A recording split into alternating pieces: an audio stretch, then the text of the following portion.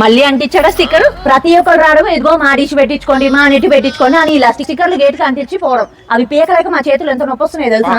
దానికి నువ్వు కష్టపడ్డావు ఎందుకు? ఫోన్ చేయి, వాళ్ళే వచ్చి పిక్తారు. వాళ్ళెందుకు వచ్చి పీకుతారండి? వస్తారే, దానికి ఒక టెక్నిక్ ఉందిగా. Hello brother.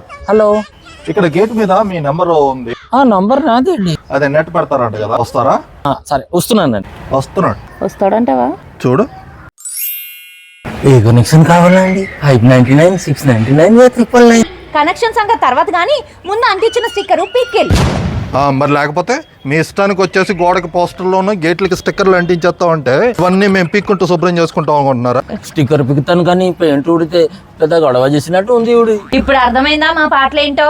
మీకు కావాలంటే పాంప్లెట్లు పంచుకోండి, బ్యానర్లు వేసుకోండి, అంతేగాని మా గోడలు గేట్లు పాడు చేయకండి ప్లీజ్.